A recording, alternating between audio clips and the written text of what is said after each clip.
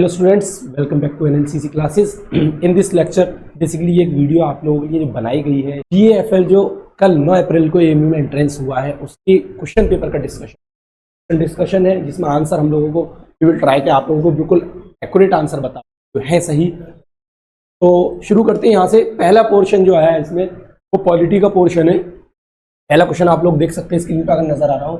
The term politics is derived from which word polis which is, अब मतलब जो politics में जो वर्ड पॉलिस है वो किस लैंग्वेज से किस से ड्राइव हुआ है। तो देखो भाई, ये वर्ड जो है वो जो ड्राइव हुआ है इसका आंसर है आपका ग्रीक, ऑप्शन सी। ये ग्रीक वर्ड से ड्राइव हुआ है। किससे ड्राइव हुआ है? Greek word. तो आंसर लिख लेना, the word polis from the word politics is derive from word Greek. C option, Greek word. ठीक है भाई, अब आते हैं नेक्स्ट में। The concept of separation of power. ये कह रहे हैं जो कॉन्सेप्ट है सेपरेशन ऑफ पावर ये किसने दिया है? इसका आंसर है आपका डी, मॉन्टेस्क्यू। आपका आंसर क्या है? मॉन्टेस्क्यू। मॉन्टेस्क्यू ने इसका सेपरेशन ऑफ पावर का कॉन्सेप्ट दिया था। बेसिकली मॉन्टेस्क्यू का एक वर्क है spirit of laws. Spirit of laws was written by Montesquieu from which they have derived the concept of separation of power। तो लिख लेना, हो सकता है ये लॉ में आ जाए। Spirit of law was written by Montesquieu from where he take the concept of separation of powers। ठीक है, तो आंसर क्या है दूसरे का? D, Montesquieu। The quote man by nature is a social and political animal बहुत famous statement है। जब भी आप पॉलिटिकल साइंस पढ़ोगे ये पहला ऐसा स्टेटमेंट है जो आता है direct, given by Aristotle. Answer आपका होगा बी, एरिस्टोटल। ये एरिस्टोटल है भाई इसका आंसर। पहले का हमने बता दिया ग्रीक वर्ड, दूसरे का मॉन्टेस्क्यू, तीसरे का एरिस्टोटल। यहां हम ये बना भी रहे हैं, अगर आपको देखना हो तो देख भी सकते हैं। ठीक है, पहले का सी, डी, बी, इस तरह से आपको ध्यान रहेगा। Aristotle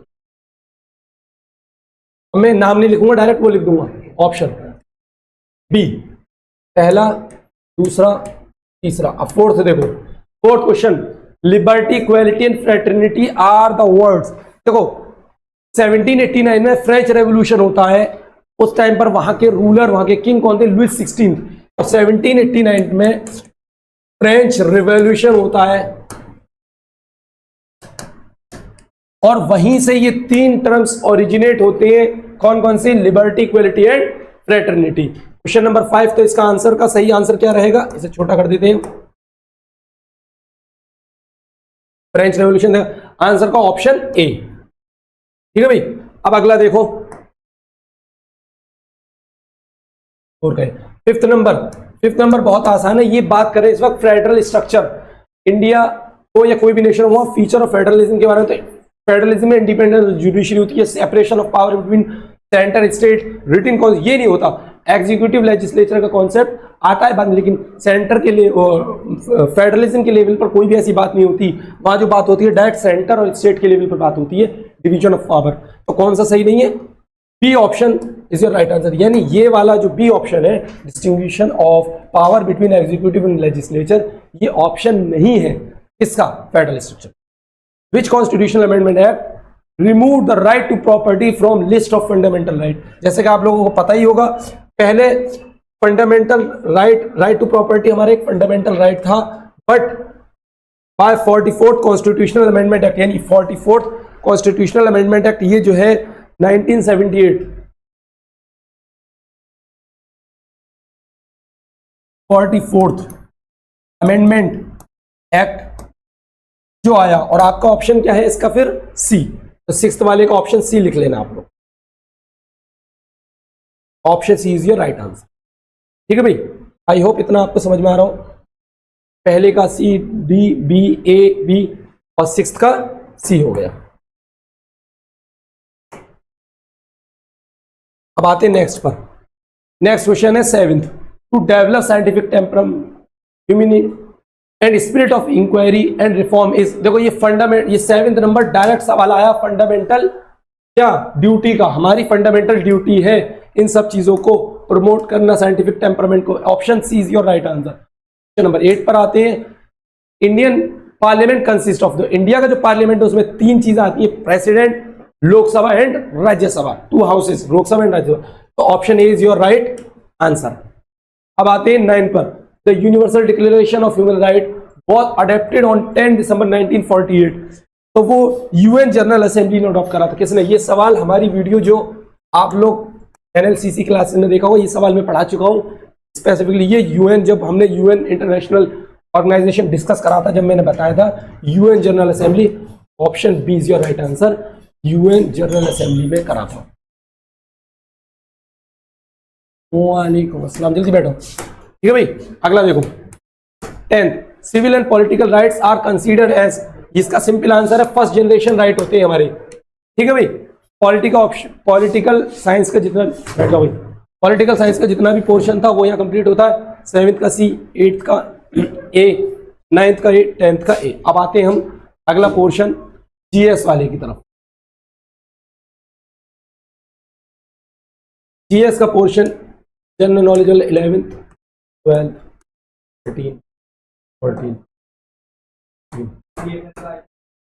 longest serving finance minister in India. पहला सवाल तो मेरा तुम लोगों से ही डायरेक्टली उठता है, करंट फाइनेंस मिनिस्टर कौन है?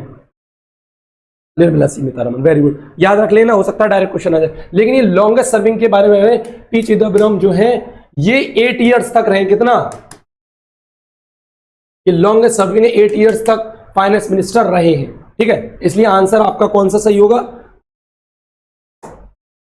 Option B. ठीक है, अब 12 का देखो, which of the following is the author of Wealth of nation?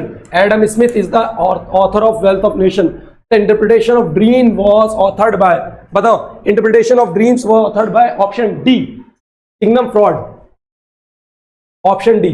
9, photo finish is a term use in which of the following sports? तो इसका आंसर 14 का है सी, एथलेटिक्स में फोटो फिनिश एक टर्म है जो यूज होता है एथलेटिक्स में। Who was the first bowler to take 100 wickets in test cricket? Test cricket में 100 विकेट लेने वाले पहले बॉलर का नाम बताओ। कर्टनी वॉल्श, जो वेस्ट इंडीज से हैं। कहां से हैं? West Indies, option B. ठीक है भाई, 11। अब इसमें लिख लेते हैं और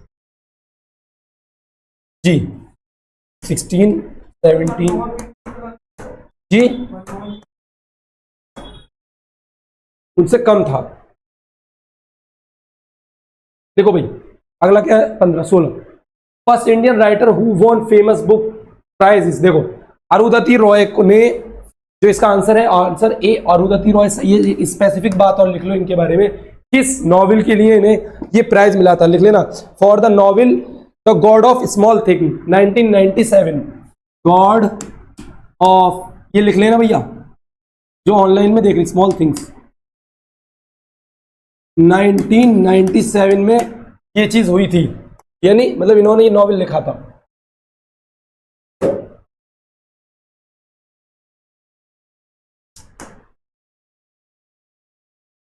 आंसर आपका ए, अरुंधति रॉय। 17 देखो, 29 conference on parties on to the UN framework convention climate change. आज तो क्लाइमेट चेंज की बहुत बात हो रही है, वही सवाल आ गया, अजरबैजान में हुआ था। Azerbaijan option B. 17 का भी बी है, 16 का ही है। 18 का who was the chief guest for the Republic? Indonesia के प्रेसिडेंट को 26 जनवरी 2000, प्रोबो सिबांतो। इनका आंसर लिख लेना, option D. Prior to being appointed as the president of India, Shrimati Droupadi Murmu serve as governor of Jharkhand थी। ये कहाँ की गवर्नर थी? अब प्रेजेंट में जो इंडिया की प्रेसिडेंट है श्रीमती द्रौपदी मुर्मू है, वो पहले कहाँ की गवर्नर थी? ये सवाल आया डायरेक्ट, कहाँ की? Option B is your right answer, Jharkhand. ठीक है भाई, कोई मुश्किल सवाल नहीं है, सारे डिस्कस हो चुके हैं जब हमने क्लास ली थी। Onam is the harvest festival mainly celebrated in C, Kerala. ये तो डायरेक्ट मैंने जो यहाँ तुम लोगों को जो लेक्चर लिया था फेस्टिवल्स का, रिलीजियंस का और बहुत सारे जो स्टैटिक का, उसमें डायरेक्ट ही बताया था ये वाला। तो ठीक है, अगला चलते हैं। 21 पे देखो, Begumpuri mosque of Delhi was build in reign of Mohammad bin Tughlaq. जब मोहम्मद बिन तुगलक डिस्कस करा था तो मैंने एक बात तुम लोगों को ऐसी रिटन नहीं, मैंने वर्बली बताया था, तो याद रखना दिल्ली सल्तनत के टाइम का पीरियड का एक क्वेश्चन है। 21, 22, 24, 26। चलो ऐसा नहीं लिखते, क्या पता कुछ लिखना पड़ेगा। इसका आंसर लिख लो मोहम्मद बिन तुगलक। आंसर क्या होगा इसका? सी, 21 का सी। 22 को Maulana Abul Kalam Azad was born at Mecca, ये भी सही है, बी। अगला, बाबा फरीद गंज शकर डाइड एट पकपातन पाकिस्तान, ये कहां? Pakpattan Pakistan, A. Baba Farid Ganj Shakar. Bijapur was annex by Mughal emperor Aurangzeb in the year 1686 में ये करा था, 1686। तो option B is your right answer. तो डायरेक्ट इसमें कुछ नहीं होना। Pari Mahal in Srinagar a great contribution to the Mughal was. बहुत से लोग सोचेंगे कि मुगल ने ज्यादातर जो आर्किटेक्चरल कॉन्स्ट्रीब्यूशन है वो शाहजहां ने दिया है, ज्यादातर सोचेंगे कंट्रीब्यूशन इसने करा, नहीं, ये बनाया था दाराशी को, सी, 25 का सी आंसर। ठीक है भाई, ध्यान रखना। अब आएंगे अगले पर, 26, 27, 28, 29, 30। इसमें कोई ऐसी चीज नहीं है जिसे मैं तुम्हें डिस्कस करके दिखाऊं, तो डायरेक्ट है answer. Prophet Zakaria son who was also a prophet, his name is Yahya, option C is your right answer, C. ठीक है भाई, जी याह्या। मैंने बोला था एक दो क्वेश्चन इंडो इस्लामिक के जरूर आएंगे।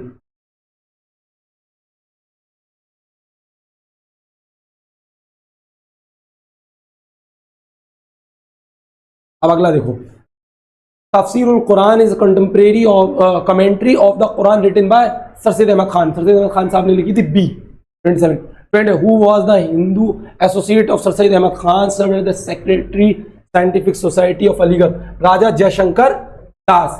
देखो भाई, राजा जयशंकर दास जो थे इनके एक एसोसिएट थे, बहुत अच्छा काम करा, सेक्रेटरी रहे थे साइंटिफिक सोसाइटी अलीगढ़। इसका आंसर क्या होगा? 28 का ए। 29 पर आओ, बंगाली मुस्लिम girls school eight Calcutta was started by. ये बहुत ऐसा क्वेश्चन है, एकदम अनप्रेडिक्टेड क्वेश्चन है, डायरेक्ट नहीं आया, तो इसका आंसर लिख लो 29 का है डी, रुकैया हुसैन। रुकैया हुसैन। अगला लिखो, the Naqshbandi Sufi order was firmly stabilised by Sheikh Syed Ahmad Sirhindi, ये भी डी है इसका, कोई मुश्किल नहीं है, बहुत आसान है। ये देखो 21 का सी देख लेना, मैच कर लेना, 22 का बी, 23 का ए, 24 का बी, 25 का सी, 26 का सी, 26 बी, 28 का ए, 29 का डी, 30 का डी। जहां तक 30 क्वेश्चन हमने डिस्कस करे, जिसमें 10 शुरू के पॉलिटी, 20 जीके जीएस के थे, जिसमें इंडो इस्लामिक भी थी। ठीक है, अब अगला ये चीज ध्यान रखना, एएमयू एक पैटर्न तुम लोगों को बता रही है, जो फॉलो करती है कि वो इंडो भी पूछेगी, वो डायरेक्ट जीके भी पूछेगी, जीएस भी, और करंट भी देख लो, पूछ लिया करंट अफेयर, क्या इंडोनेशिया के प्रेसिडेंट आए थे, आगे डायरेक्ट इस तरह के करंट अफेयर भी आएंगे। और तुम लोगों को अब ध्यान रखना है रीजनिंग के ऊपर। देखो मैं इसे सॉल्व करके दिखा रहा हूं। A 31, A is the father of B, यानी कोई ए है, ए साहब हैं, वो किसी के फादर हैं, फादर है तो ऊपर है बी के। अब ए फादर है तो जाहिर से प्लस निशान आ जाएगा, मेल है। आगे बढ़ो, एंड सी, बी और सी दोनों के फादर हैं। B is the son of A, B क्या है भाई? बी और सी इन दोनों के बच्चे हैं, ठीक है भाई, लेकिन बी के बारे में स्पेसिफाई कर दिया, बी इनका बेटा है। अब आगे पढ़ो, how is C related to A और सी का रिलेशन क्या है? तो खुद बताओ, जब इन्होंने कहा ए के दो बच्चे हैं बी और सी, ठीक है, बी बेटा है तो जाहिर सी बात है बचा हुआ कौन? डॉटर होगी सी, तो सी डॉटर, नेगेटिव लगा दो, ये डॉटर होगी। तो ऑप्शन क्या होगा 31 का सही? Is your answer. ठीक है भाई, ऐसा कर लेना। 32 देखो, ये तो डायरेक्ट है 32 का, तो इसमें तो कोई मसला ही नहीं है। 33 का भी डायरेक्ट है। देखो 32 देखो, needle thread pen is to ink, जैसे निडल को जरूरत होती है थ्रेड को, थ्रेड की, ऐसी पेन को इंक की जरूरत होती है, डायरेक्ट होती है। एनीमिया की जो बीमारी है वो ब्लड की कमी से होती है। ऐसे एनआरकी जब भी होगी, यानी गवर्नमेंट नहीं है जिस देश में, वहां एनआरकी हो जाती है। Is your right answer 33। अब 34 पर आओ।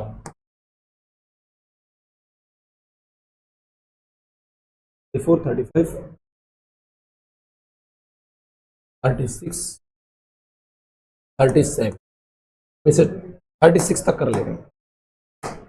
लिखो भाई 34 को देखो, select the pair of cities and countries not matched. देखो हैम्बर्ग जर्मनी में, इस्तांबुल टर्की में, फ्लोरेंस इटली में, सलाला यमन में नहीं है, ये it is not in Yemen, तो ये आंसर आपका सही है 34 का डी। ठीक है, ये करेक्ट में।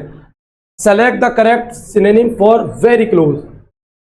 अब जो सिनोनिम है वेरी कंफ्यूज के लिए जो वर्ड यूज है ना, perplexed, very confuse, is your right answer.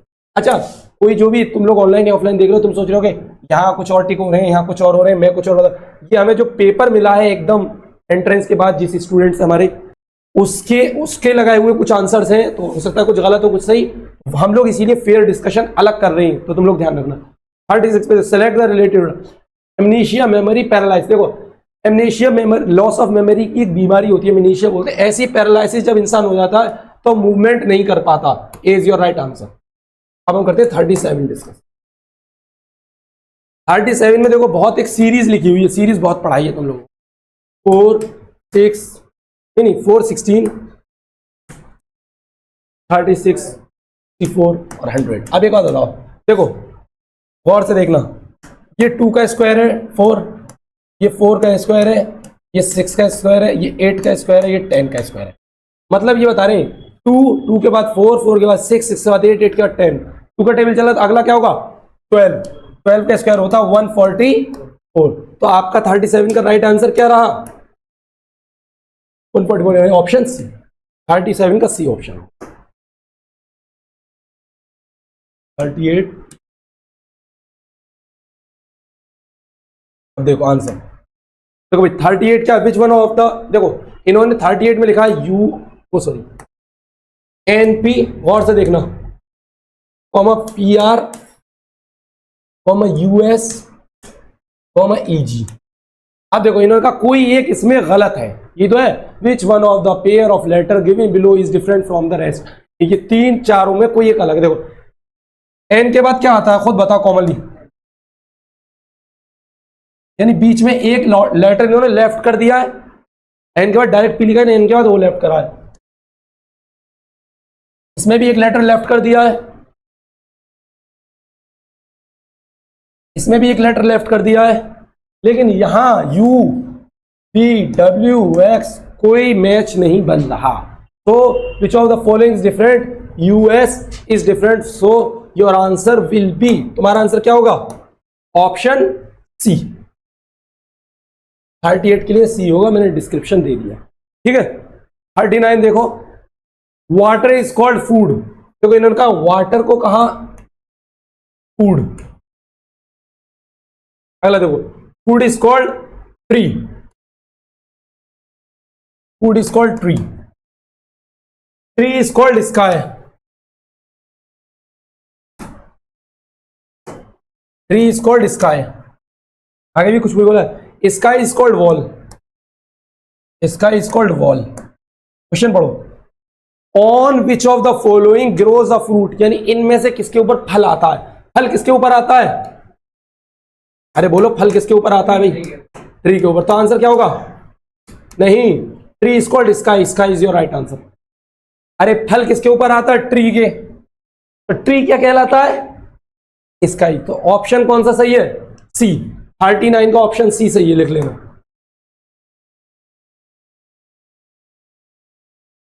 Thirty 39 का ऑप्शन सी ध्यान रखना, 38 का ऑप्शन सी ध्यान रखना, खास तौर पे इतना सब मैंने डिस्क्रिप्शन दिया, कभी कर दो गड़बड़, अब ध्यान रहेगा शायद तुम लोगों को, ठीक है भाई। ऑप्शन सी है ये, H2 में वाटर। अब आते हैं क्वेश्चन नंबर 40 पर, 39 तक हो गया, 40 देखो, इन अ सर्टेन लैंग्वेज, ये तो समझ में आ गया, स्काई वाला विच ऑफ द डबल बॉल, इन्होंने सिर्फ ये पूछा था कहाँ फ्रूट आते हैं, फ्रूट आते हैं ट्री पर, और ट्री क्या है, स्काई वाला आंसर। अब अगला लास्ट 40 और देख लो, समझ जाओ, बहुत आसान है, कोडिंग डिकोडिंग का क्वेश्चन है, बहुत आसान है, देखना ऐसे लिख रहा हूं मैं, हमेशा इसे सॉल्व करने का भी तरीका ये जैसे कर रहा हूं मैं।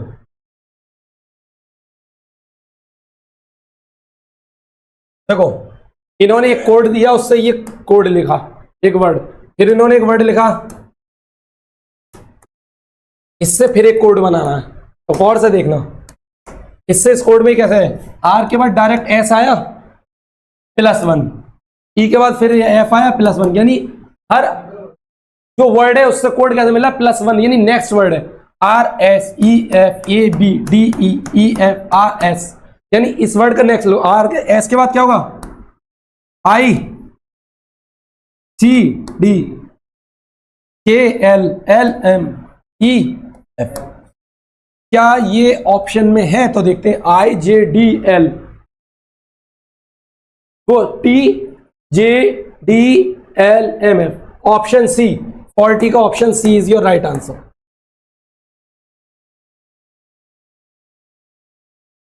सी is your right answer. Okay, I hope आप लोगों को सारे आंसर विद डिस्क्रिप्शन मिल गए हैं, तो इसको ध्यान से देख लें और एक बार क्रॉस चेक कर लें, बाकी के जो क्वेश्चन है वो भी डिस्कस करें। Thank you so much. अस्सलाम वालेकुम, वेलकम टू एनालिसिस क्लासेस। ये जो कल पेपर इंग्लिश पोर्शन आया था उसमें हमारा क्या क्या आंसर हो सकते हैं और ऑथेंटिक आंसर हमारी कोचिंग एनएलसीसी में आपको मिलेंगे। पूरे अलीगढ़ में आप कहीं पर भी देख लीजिएगा, वहाँ पर ऑथेंटिक नहीं मिलेंगे। जो कि आजकल फेमस कोचिंग है उनका भी ऑथेंटिक नहीं मिलेगा, जैसे कि आपको यहाँ पर स्क्रीन पे मिलेंगे। आइए देखते हैं।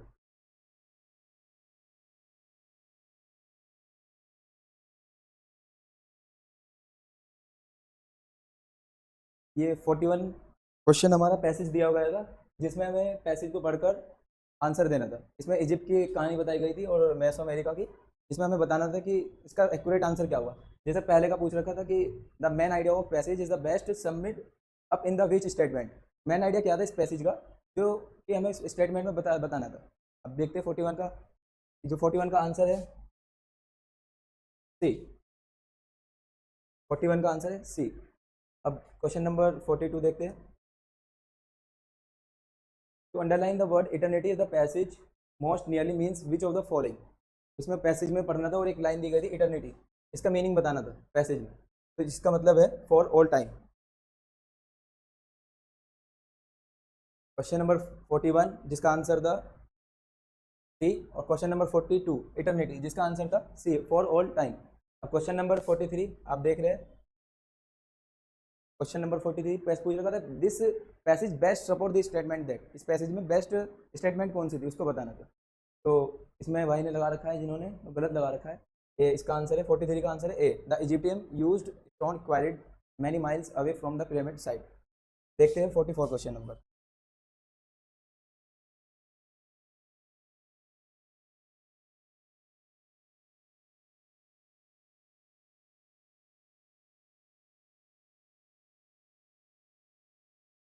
क्वेश्चन नंबर 44 पूछ रहा है the passage best support this statement. इसमें भी यही बताना था कि कौन से इसमें 44 में कि पैसेज में कौन सा स्टेटमेंट सपोर्ट कर रहा है, अच्छी बिल्कुल एकदम ऑथेंटिक जो स्टेटमेंट है वो कौन सी है। 44 का होगा हमारा डी। ठीक है, अब बढ़ते हैं अगले की ओर 45 की तरफ। इसमें पूछ रखा which one of the following is a not synonym of quiet. एक पैसेज के अंदर एक वर्ड दे रखा था क्वाइरेट, इसका सिनोनियम इसमें बताना है कि कौन सा इसका सिनोनियम नहीं हो सकता। अब इसमें 4 ऑप्शन हमारे दे रखे थे, एग्जावेटेड, दूसरा दे रखा था डेलवेट, तीसरा माइंड, चौथा दे रखा था ब्यूरिट। तो क्वाइरेट के 3 सिनोनियम इसमें ऑलरेडी दे रखे थे, हमें एक बताना था कौन सा नहीं था, जो कि हमारा ब्यूरिट, जो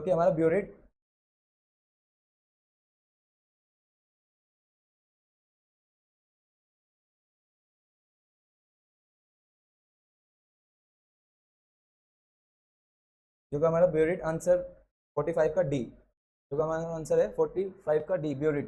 ब्यूरिट इसका क्वालिटी का सिनोनिम नहीं है। अब आइए आगे अगली ओर बढ़ते हैं, 46 की तरफ मूव करते हैं। 46 क्या कह रहा है ये देखते हैं।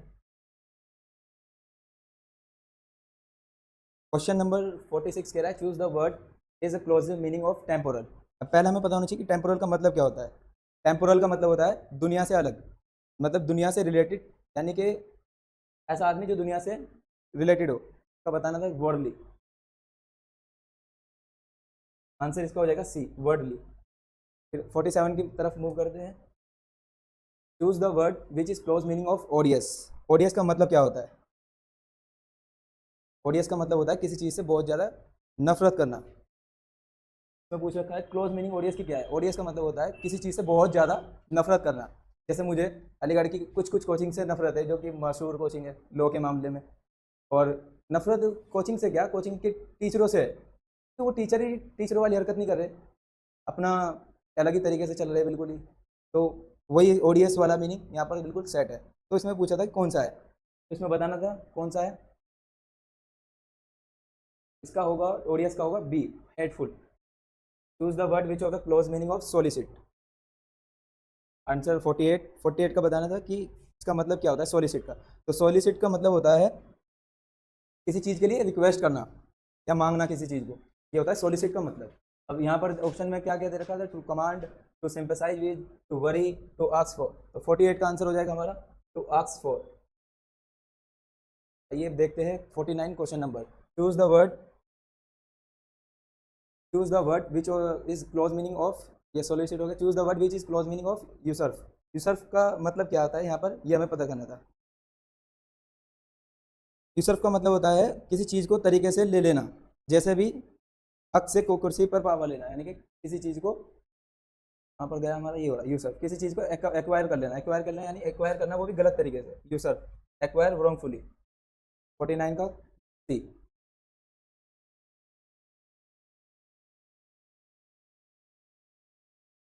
फिफ्टी का, 50 में बोल रखा था कि identify the meaning of the underline which of the following sentence, the mountain air coming from the north has provide salubrious, में पूछ रखा था salubrious for the people settle here. इसमें अंडरलाइन किया हुआ वर्ड का मीनिंग हमें बताना था यहाँ पर क्या होगा। तो ऑप्शन ए वोलसम, ऑप्शन बी टॉसिक। अब ऑप्शन सी को देखते हैं, वायरुलेंट, विरुलेंट। अब ऑप्शन सी विरुलेंट है, ऑप्शन डी प्रेजेंट है। अब इसमें हमें ये देखना था कि कौन सा आंसर है इसमें जो अंडरलाइन के वर्ड की मीनिंग बताता है। इसका होगा 51 का होगा आंसर डी, 50 का होगा answer D. Choose the passive from this from the for the following. हमें पैसिव बताना था, ओपन द डोर का। ओपन द डोर का क्या होगा, please open the door, let the door be open, kindly open the door, या the door must be open. तो इसमें बताना, इसका आंसर है B, let the door be open.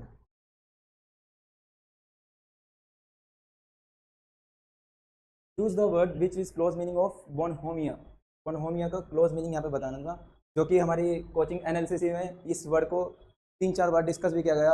हमारे नसर सर जो कि कोचिंग के सीनियर मोस्ट टीचर है और कॉन्स्टिट्यूशन पढ़ाते हैं यहाँ पर, उन्होंने भी हमें इस वर्ड के बारे में बताया बोनहोमिया, जो कि एक दिन पहले मुझे टेस्ट से पहले बताया था BFL के, मतलब एक दिन पहले ही 8 तारीख को सर ने बताया मुझे बोनहोमिया का मतलब, और वही एक्यूरेट यहाँ पर आ गया। 52 का बोनहोमिया मतलब होता है happiness. Which one of the following is not a सिनोनियम of Gable. इसमें बताना है कि गेबल का सिनोनियम्स कौन सा नहीं होगा। गेबल का मतलब होता है बिना सोचे समझे बोल देना, एकदम तेजी से कुछ भी। तो इसका क्या आंसर होगा, आंसर होगा 53 का सी, नज। 54, चूज एंटोनियम और एनिमिकल। एनिमिकल का एंटोनियम हमें यहाँ पर बताना था। एनिमिकल का मतलब क्या होता है, एनिमिकल का मतलब होता है तरीके से हार्मफुल होना, किसी की, कोई हमारे लिए कोई हार्मफुल है या कोई हमसे बहुत ज़्यादा दुश्मनी जैसा बिहेव कर रहा है हमारे साथ। क्योंकि नसर सर ग्रेट है भाई, नसर सर तो नसर सर है। अब यहाँ पे देखते हैं कहाँ गया हमारा 54, एनिमिकल। एनिमिकल का मतलब होता है कोई हमसे हेट करेगा तो उसका एंटोनियम क्या होगा, एंटोनियम होगा उसका फ्रेंडली। तो यहाँ पर हो जाएगा फ्रेंडली, एनिमिकल मतलब friendly. Choose the answer which gave the opposite of naive. Naive का अपोजिट यहाँ पे बताना है 55 का क्या है। Option A jester, option B knight, option C bachelor, option D हो गया जेंटलमैन। तो इसका होगा ऑप्शन डी जेंटलमैन।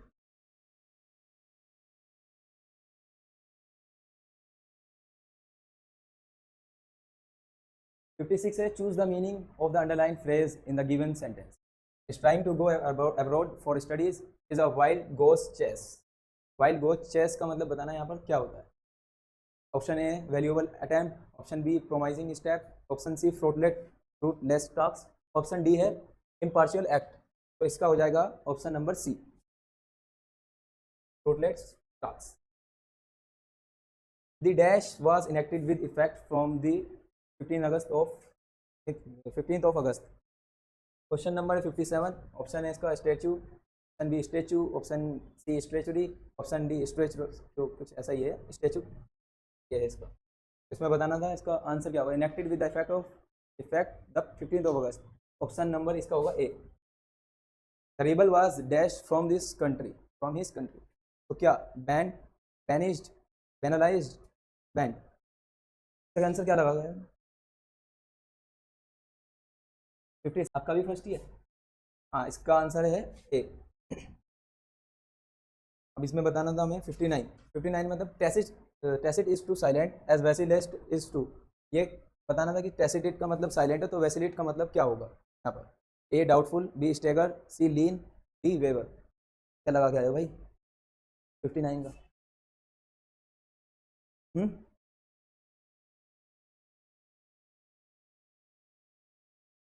वेसिलेट मतलब डाउटफुल, वेसिलेट का होगा डाउटफुल। 59 का यहाँ पर ऑप्शन नंबर ए होगा। अब ये तो भाई 60 वाले का, wild animal are kept in zoo. नहीं नहीं नहीं, फर्स्ट नहीं होगा इसका, फर्स्ट ही नहीं होगा। बस सबकी बस एग्जामिनर होता है ना, वो बस यही तो सोचता है कि जू, जू में कैसा क्या लिखा है, wild animal are kept in. Wild animal रहते जू के अंदर, सोचो जू, जू के अंदर कैसे आदमी, कैसे जानवर रहता है आदमी कह रहा हो भाई, पालतू। तो डोमेस्टिक होगा ना, अगर होते हैं यहाँ पे डोमेस्टिक तो फिर होगा यहाँ पर जू, जो मतलब कैप्ट करके रखे जाते हैं। जू के अंदर वाइल्ड एनिमल नहीं होगा। इसका होगा मैना, इसका होगा 60 का होगा डी, मैनागिरी। अब ये बताना था choose the correct spelling. Sovereignty, sovereignty, sovereignty और सोवरेंटीफुल। इसका आपने क्या लगाया? सोवरेंटी। 61 का क्या लगाया आपने? क्या होगा इसका आंसर आपके हिसाब से, मतलब और कोचिंगों के हिसाब से क्या होगा इसका आंसर? होगा क्या? फर्स्ट आंसर है इसका बी, सोवरेंटी। 61 का B. Complete the following, he hardly ever makes a mistake dash. भाई बताओ, he hardly ever makes a mistake. 62, does he, is not he, C did he, या डज नॉट ही। 62 का answer होगा does he, option number A. Pacifism holds there or only can bring dash the best in the people. मैं bring के साथ बताने थी कौन सी phrase use होगी जो बताएगी इसके मीनिंग को कन्वे सही कर कन्वे कर सके। Pacifism holds that war only can bring, bring about, bring up, bring out या bring at. Option A, B, C या D. Bring up.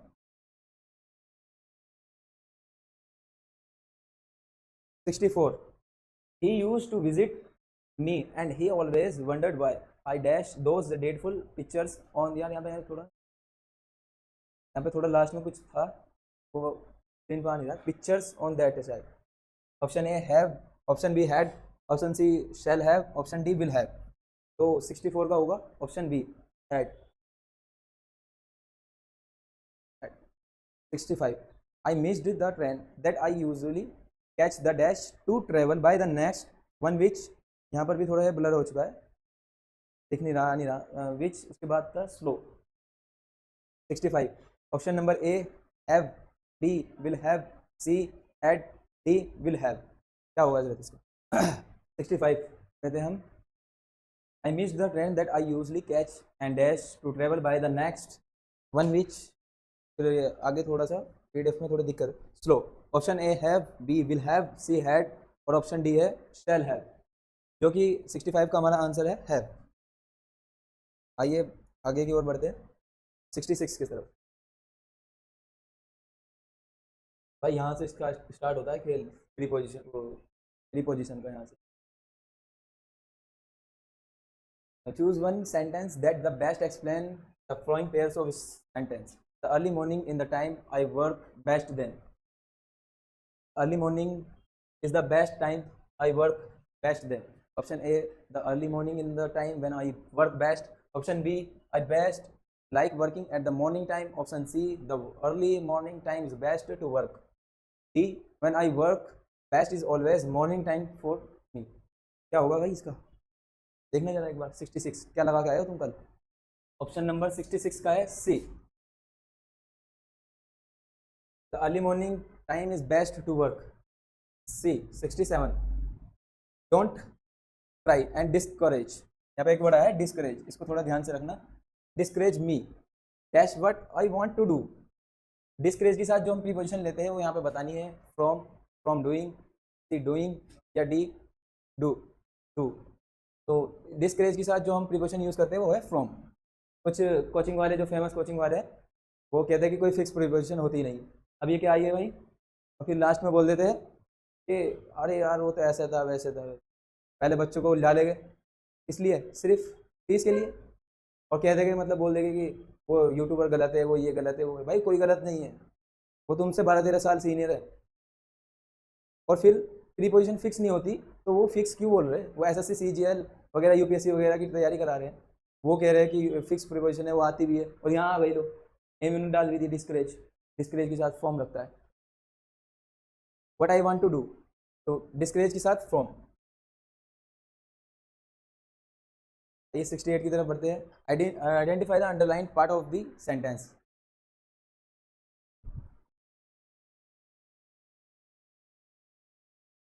You should have gone there without telling me, इसमें जो underline हुआ है ये word without telling, इसमें बताना था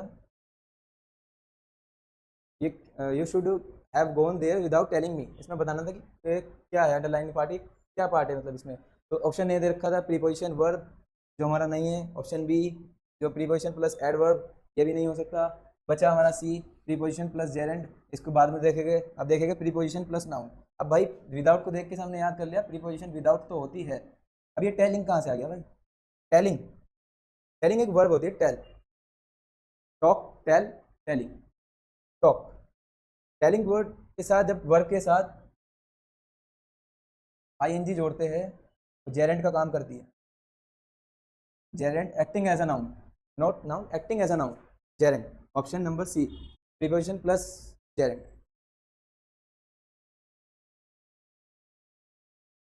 complete the following sentence. We at 11 o'clock last night because we dash at 11 o'clock last night because the last bus went at 11:20. Option A must leave, option B had to leave, option C out to leave, and option D could leave। बताना था इसमें कौन सी preposition, यहाँ पर कौन work work कौन सी आएगी B के साथ। 69 का हमारा 69 का ऑप्शन है 1 है मस्ट लीव, बी है हैड टू लीव, सी है ought to leave, and D है कुड लीव। इसका आंसर हो जाएगा B had to leave. Sorry sorry sorry, हो गया।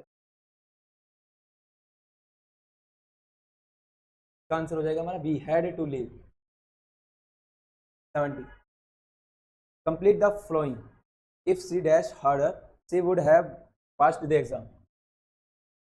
Option A works, option B hard work, option C work, option D did work.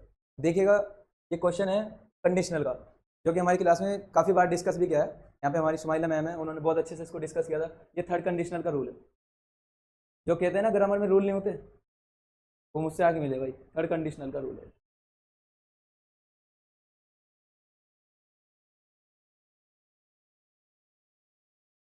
Third conditional में हमें देखना था ये रूल कैसे था। थर्ड कंडीशनल का यहाँ पे लिखा था she would have passed the exam. Imaginary की बात हो रही है और पास्ट की बात हो रही है, यानी कि इफ शी हार्ड वर्क, अगर तुम हार्ड वर्क करते तो she would the past the exam. ये पास्ट की इमेजनरी सिचुएशन बता रही है कि तुम पास हो जाते। She would have the passed exam at work. तो ऑप्शन 70 का हो जाएगा B. Guess the meaning of the underline word.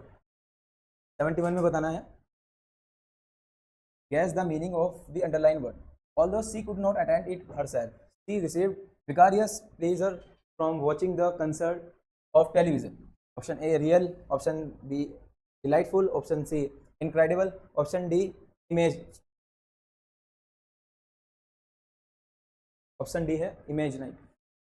तो इसमें बताना था जो अंडरलाइन किया हुआ वर्ड है विकारियस, ये हमारे टेस्ट सीरीज एनालिसिस जो करा रही है हमारी कोचिंग, इसमें ये वर्ड दिया भी गया था।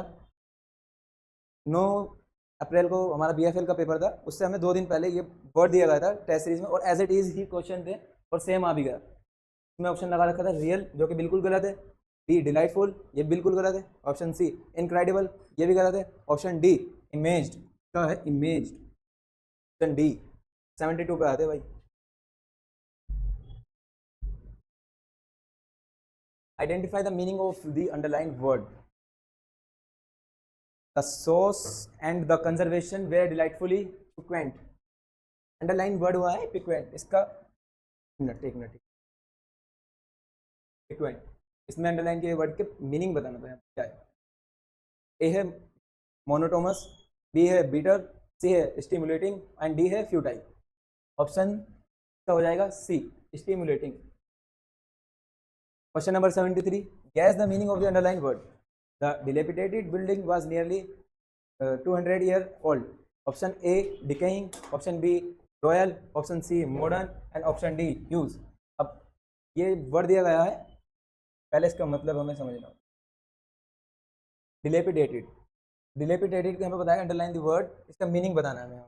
डिलेपिडेटेड का मतलब क्या होता है, मैं बताया कि जो ड्यू टू ईयर, मतलब जो चीज़ बहुत सालों से हो रही है, ड्यू टू ओल्ड के बारे में बताया गया था। तो इसका आंसर होगा decaying, option A decaying.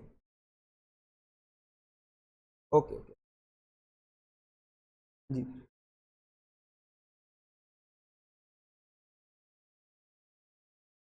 74, choose the option that best example underline word. A dearth of funds has kept me from vacation is Hawaii. Option A scarcity, option B availability, option C abundance and option D integrity। 74 वाला question ये वाला है, ये हमारी test series mock test 1 में हमारा पूछा गया था एनालिसिस क्लासेस में, जो कि बिल्कुल एज इट इज डिक्टो एकदम सेम आ गया डियर। अब हमें पता है इसका ऑप्शन क्या है वैसे तो, लेकिन ये एक चीज़ देखने की है कि कोचिंग हमारी इतना प्रोग्रेस कर रही है टेस्ट को लेकर कि एज इट इज़ क्वेश्चन जो हमें क्लास में बताए गए थे वो एज इट इज़ यहाँ पर आ गए। कुछ कोचिंग वाले कहते हैं कि उधर मत जाओ, ये है वो है, तो भाई इन सब पे ध्यान मत दो, ये देखो कि कोचिंग क्या तुम्हें दे रही क्या है। अब देखेगा 74 डियर, डियर का मतलब होता है स्कार्सिटी, यहाँ पर हो जाएगा इसका मीनिंग हो जाएगा डियर का scarcity. Choose the option that best exam explain the underlined word. The church does not condemn infidelity. Option A overlook, option B condemn, option C punish, option D take notice of। अब यहाँ पे underline किया गया था एक word condone, भाई इसको गलत वाला मत समझ लेना, ये कोई और है और ये वाला भी कोई और ही है, कभी वो वाला समझ रहे हो वो नहीं है, ठीक है, क्योंकि ऐसे डालेंगे भी नहीं। Overlook, option A B condemn, option C punish, option D take notice of. तो इसका मतलब हो जाएगा ऑप्शन 75 का हो जाएगा बी। आइए 76 की तरफ बढ़ते हैं। Greed is to generosity as rancour is to. Analogy पे बेस्ट है ये वाला क्वेश्चन यहाँ से स्टार्ट है, ये बीएफएल में दे रखे थे, यहाँ पे एनालॉगी से बेस्ट है ये वाले क्वेश्चन, यहाँ से start 76।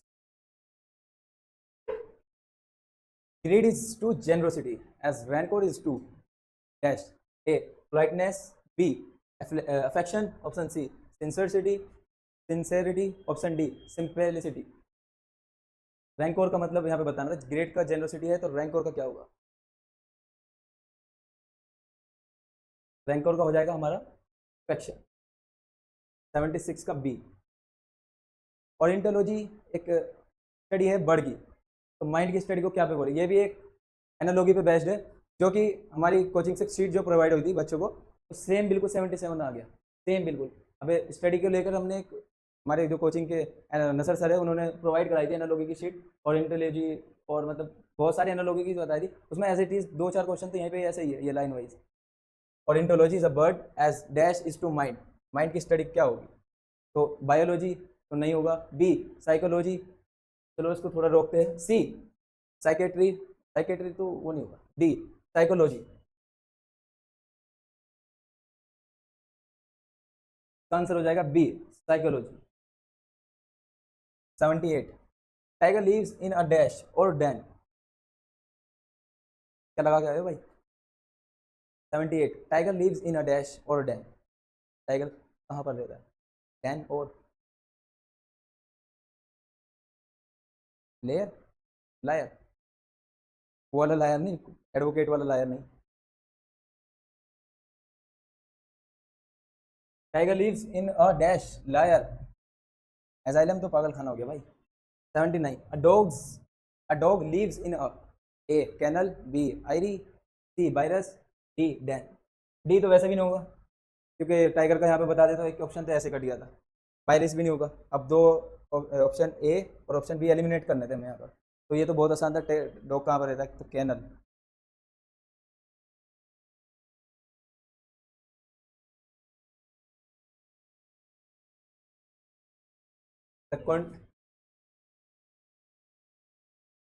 controversy centered dash his behavior. Option A around, option B in, option C about, option D regarding. Controversy के साथ बताना था यहाँ पे कौन सी प्रीपोजिशन यूज होती है। 80 का हो जाएगा 80 का option number C controversy, controversy about, controversy about यानी कि घूमती है सेंटर की ओर। 81 any help that you can give me will be dash, appreciate, D appreciation, C appreciable और डी अप्रिशिएटेड। ऑप्शन ए तो नहीं होगा, ऑप्शन बी अप्रिसिएशन ये तो बिल्कुल नहीं होगा, ऑप्शन सी और ऑप्शन डी को देखिएगा अप्रिशिएबल और अप्रिशिएटेड। आंसर हो जाएगा 81 का appreciated. 82 the dress was guaranteed not B A contract, B diminish, C shrink, D shorter. 82 का हो जाएगा हमारा बी डैमिनिश। हाँ सही कह रहे हो सर। 83 फिर एक प्रीपोजिशन का दे दिया यहाँ पर,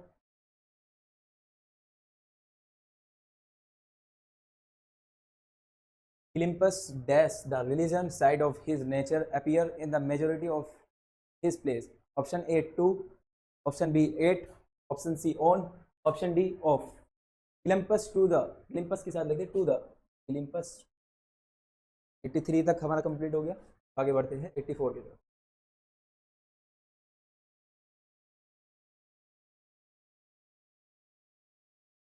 जिसको भाई डिटेल में चाहिए ना ये वीडियो एक एक क्वेश्चन के ऊपर, सर भी कह रहे हैं कि इसका बता दो, तो भाई ऐसे नहीं मिलेगी। आप हमारी कोचिंग में विजिट कीजिए, एनएलसीसी कोचिंग पान वाली कोठी, यहाँ पर आइएगा आप।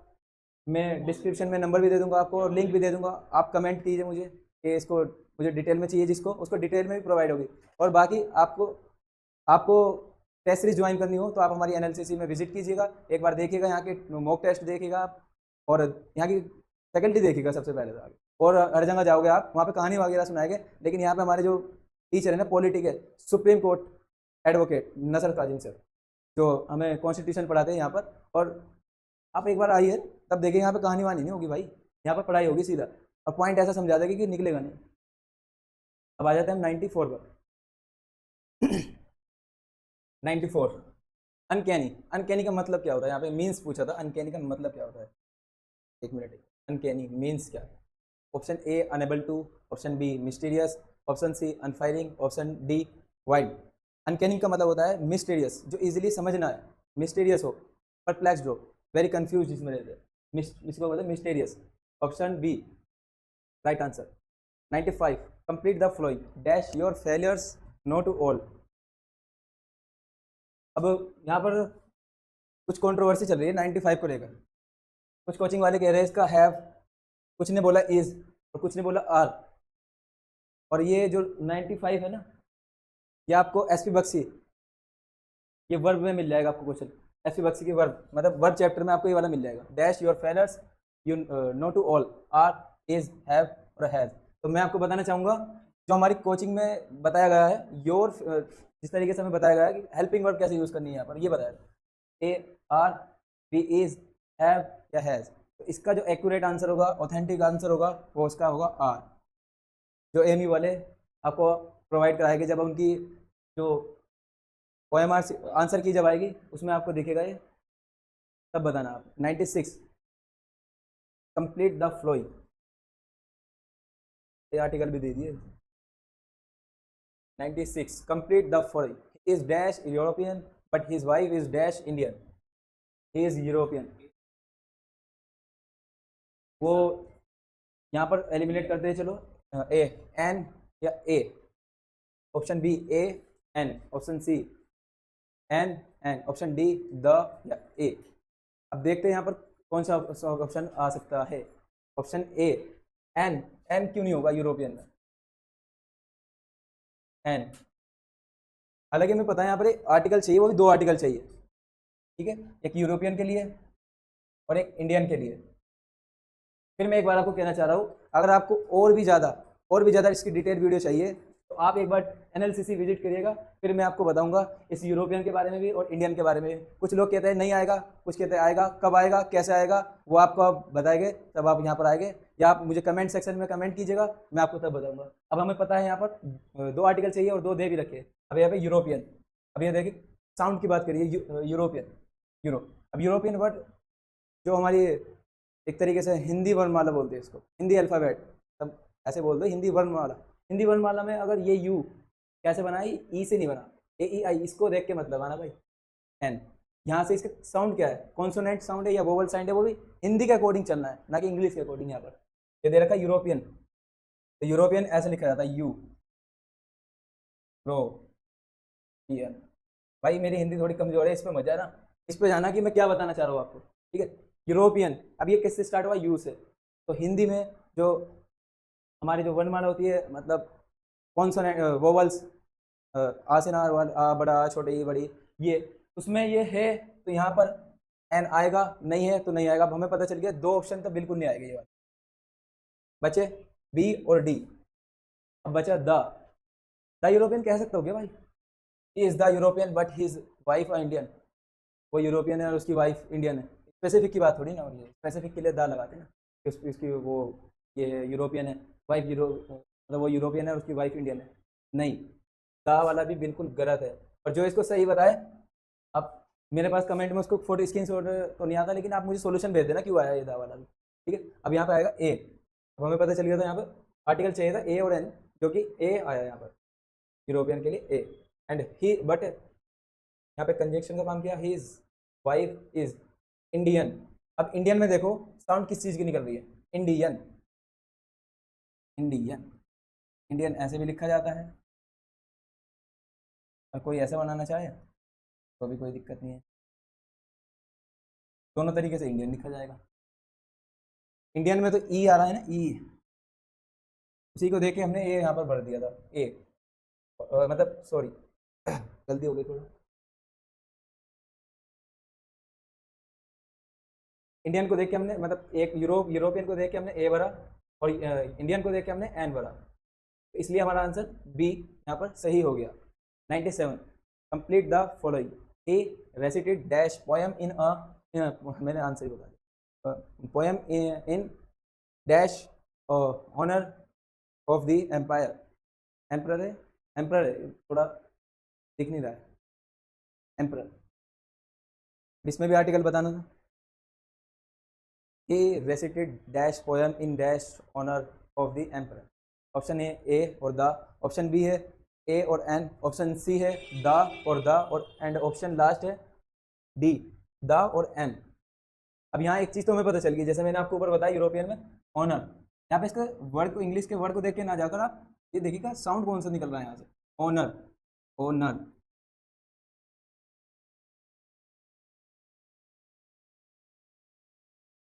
ऑनर लिखा जाता है, ऑनर, एच साइलेंट होता है। जैसे चलो कुछ वर्ड में बताऊंगा आपको, कि लास्ट में बताऊंगा मैं आपको किस वर्ड का पहले क्या आ जाता है और क्या साइलेंट हो जाता है, वो मैं आपको लास्ट में बताऊंगा 1-2 वर्ड। तो यहाँ पर मुझे ये तो पता चल गया था एन आएगा, अब एन देखना था कहाँ पर, ये 2 कट हो गए, यहाँ पर एन है, यहाँ पर भी एन है। अब देखो ही रिसिटेड द पोएम, अगर डेफिनेट की बात होगी यहाँ पर तो हम आर्टिकल द यूज़ करेंगे, और इंडेफिनेट की बात होगी तो आर्टिकल ए और एन यहाँ से यूज़ करेंगे। बेसिकली हम देखते हैं कि ए और एन इंडेफिनेट आर्टिकल होते हैं ये, और द जो होता है वो डेफिनेट आर्टिकल होता है।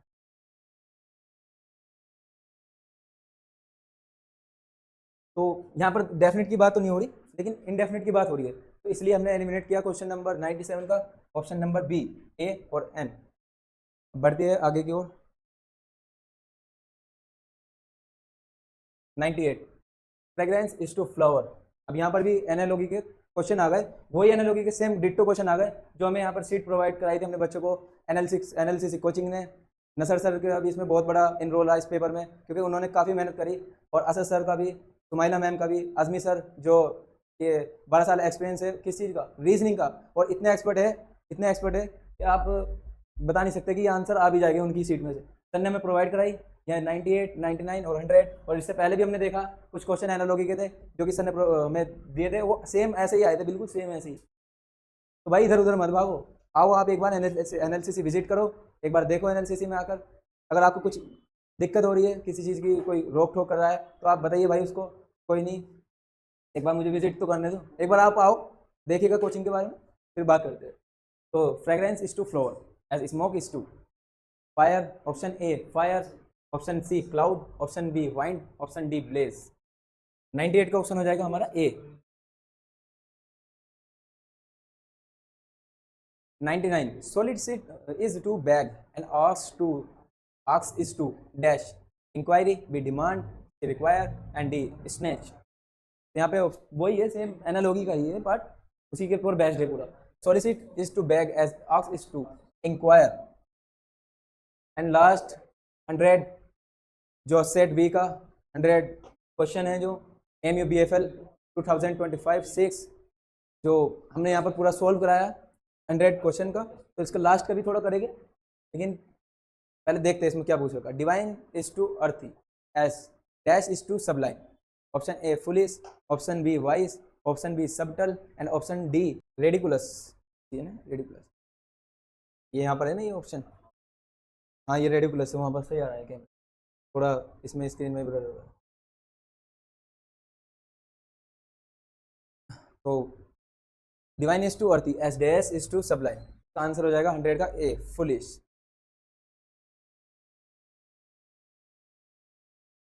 तो अब हमारे 40 से लेके 100 तक जो कि 60 क्वेश्चन थे MUBFL 2025 के, वो हमने यहाँ पर सॉल्व करिए और अच्छे से किए, एकदम ऑथेंटिक तरीके से किए, ऑथेंटिक सोर्स से किए।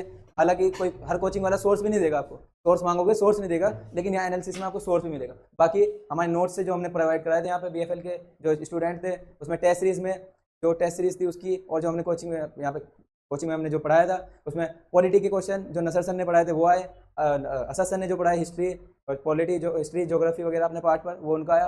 अजमी सर का भी बहुत बड़ा रोल रहा, क्योंकि उन्होंने ही हमें ये एनालॉगी की सीट दी थी, जिसकी वजह से हमने हमारे जो बच्चे थे वो अच्छे से क्वालिफाई भी कर पाए और इसमें लगा भी पाए। तो आप सब बने रहिए एक बार हमारे साथ एनएलसीसी क्लासेस के साथ। मलिक सर ने सारी चीज़ें अच्छे से समझा दी। अब आप लोग का काम यह है कि आप लोग अच्छे सेंटेंस निकालिए और अपने दोस्तों को भी हमारी क्लासेस के बारे में बताइए। हम पूरा पेपर आपके सामने सॉल्व कर दी। अब आपका एक ही फ़र्ज़ बनता है कि आप अपने दोस्तों को ये वीडियो शेयर करें। ये वीडियो को लाइक एंड सब्सक्राइब जरूर करें, चैनल को सब्सक्राइब करें यूट्यूब। आप हमें इंस्टाग्राम चैनल पे भी फॉलो कर सकते हैं। साथ में आप हमें, अगर ये पेपर आपको चाहिए तो आप टेलीग्राम चैनल हमारा जो कि न्यू लॉजिकल कोचिंग सेंटर या फिर एनएलसीसी क्लासेस, तो आपको सर्च करने में टेलीग्राम पे नहीं मिलेगा, फुल नेम आपको डालना पड़ेगा, न्यू लॉजिकल कोचिंग सेंटर। ये डालेंगे टेलीग्राम चैनल, वहाँ पे आपको पेपर मिल जाएगा। इसकी आंसर की हमने सॉल्व कर रखी है, जो आप स्क्रीन पे देख रहे हैं, पूरी आंसर की हम लोगों ने बनाई है। ये आंसर की आपको रॉ फॉर्मेट में, आपको एक अच्छे फॉर्मेट में वहाँ पे मिल जाएगी। आप टेलीग्राम चैनल सब्सक्राइब कर लीजिएगा, वहाँ से कोई चार्जेस नहीं है, पेपर भी आप वहाँ से देख सकते हैं। अगली वीडियो हम लोग BA ऑनर्स की यहाँ पे लेकर के आएंगे, फुल्ली सॉल्व करेंगे। सेम डे कमिटमेंट कर रहे हैं, नहीं हो पाया तो अगले दिन हम आपके लिए अच्छे से एनालाइज करके लाएंगे। मलिक सर इंग्लिश का पोर्शन सॉल्व करेंगे आपके लिए, असद सर मौजूद होंगे। मैं अगर रहा तो मैं पॉलिटी सॉल्व करूँगी, तो असद सर आपके लिए सॉल्व कर देंगे। मतलब आपके लिए कलेक्टिवली सारा रिजल्ट रेडी रहेगा। आंसर की आपको कहाँ जाके डाउनलोड करनी है, टेलीग्राम। और आपको फ्री लेक्चर्स के लिए यूट्यूब हम दे रहे हैं, उस पर काफ़ी साथ में हमारे यहाँ अभी एट प्रेजेंट टेस्ट सीरीज चल रही है, जिसमें 10 मॉक हम आपको दे रहे हैं, जो कि मिनिमम चार्जेस 250 के हैं, और ऑनलाइन अगर आप चाहें तो 150, ऑफलाइन 2 चार्जेस हैं, ऑनलाइन के 150 चार्जेस हैं। घर बैठे भी आप पेपर हमारे, या एक साथ चाहें तो 10 को 10 मॉक प्रैक्टिस भी कर सकते हैं। विद आंसर हम आपको सेट, टाइम कम बचा है। BA का भी आप हमारा 10 का 10 सेट बना हुआ, आप वो भी हमसे ले सकते हैं। BA LLB का भी 10 का सेट। BFL के पेपर में काफ़ी गेस्ट क्वेश्चन हमारे आ गए हैं। BA में भी हमको उम्मीद है कि काफ़ी क्वेश्चन हमारे फंसेंगे, आप उसको ट्राई कर सकते हैं। और BA LLB में भी आप हमारे क्वेश्चन जरूर लगाएं, काफ़ी क्वेश्चन आपको उसमें से रहने वाले हैं। कि क्वेश्चन जो ज़्यादातर आते हैं, हम लोग कई साल से पढ़ा रहे हैं, हमें एनालाइज करके एक आइडिया हो जाता है कि क्वेश्चन कौन से आने वाले हैं, उस हिसाब से हम लोग गेस्ट पेपर बनाते हैं जो लास्ट में चलते हैं। तो आप लोग इनरोल करिए, और अगले साल जिन भी लोगों को ज्वाइन करना है एनालिसिस क्लासेस, बहुत सारे ऑफर चल रहे हैं, कॉल कर सकते हैं वीडियो के एंड में, या फिर आपको मिल जाएगा। अधिक जानकारी के लिए हमें कॉल जरूर करें। थैंक यू, शब्बा सर, अल्लाह।